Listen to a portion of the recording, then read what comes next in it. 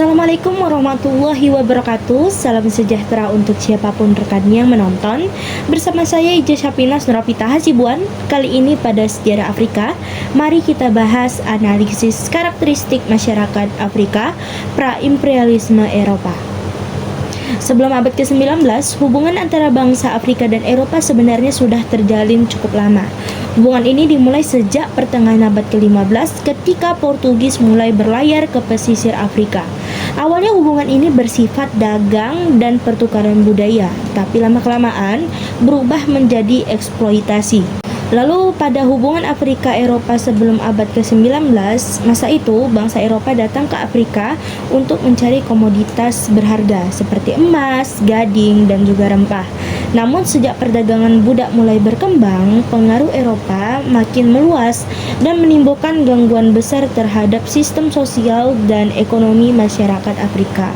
Afrika mulai bergantung pada pasar luar dan secara perlahan ketimpangan ekonomi mulai muncul. Lalu pada bagian jaringan perdagangan Afrika sebelum abad ke-15, jauh sebelum bangsa Eropa datang, Afrika ini sebenarnya sudah memiliki jaringan perdagangan yang sangat luas. Perdagangan ini menjadi penggerak utama interaksi antar kelompok, bahkan menjadi dasar berdirinya banyak kerajaan-kerajaan di Afrika. Rute-rute dagang sudah menghubungkan pasar, pusat pemerintahan, dan daerah penghasil bahan baku, mulai dari pesisir Atlantik, wilayah Sahara sampai ke timur Afrika. Bangsa Mende dan Hausa di Afrika Barat misalnya telah mengembangkan jalur perdagangan menggunakan karavan unta dan jalur sungai mereka untuk menukar emas, manik-manik, dan hasil hutan dengan garam, besi, dan kain. Perdagangan ini tidak hanya memperkaya ekonomi, tapi juga memperkuat hubungan sosial dan budaya antar wilayah. Lalu berlanjut ke pasang surut hubungan Eropa-Afrika hingga abad ke-19. Nah, ketika Portugis datang, mereka awalnya menggunakan kekerasan, tapi kemudian menyesuaikan diri dengan sistem diplomasi dan perdagangan masyarakat Afrika. Namun, hubungan ini tidak selalu berjalan seimbang. Orang Eropa sering memaksakan aturan dan melakukan eksploitasi sumber daya. Pada abad ke-19, hubungan ini memasuki fase baru. Perdagangan budak mulai ditentang dan muncul bentuk perdagangan baru, yakni hasil hutan, pertanian, serta mineral. Namun perubahan ini juga menimbulkan ketimpangan sosial baru karena kekuasaan ekonomi mulai dikuasai elit dan perusahaan asing.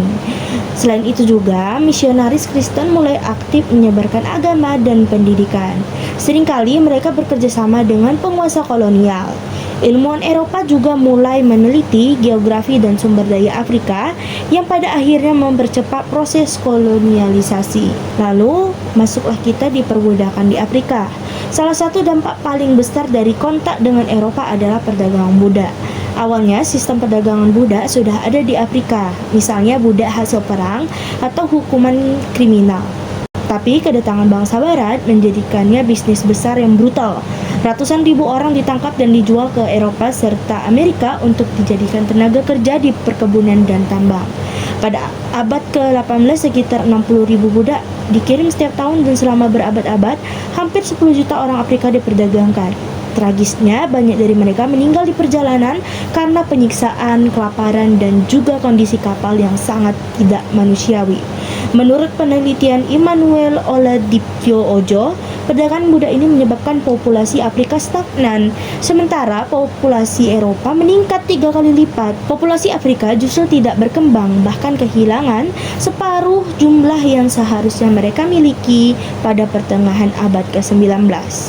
Nah, perdagangan budak ini juga menghancurkan struktur sosial, melemahkan ekonomi lokal, dan menciptakan rasa tidak aman yang berlangsung selama berabad-abad. Jadi, pada kesimpulannya, sebelum imperialisme Eropa benar-benar menguasai Afrika, masyarakat Afrika sebenarnya sudah memiliki peradaban, perdagangan, dan sistem sosial yang kuat.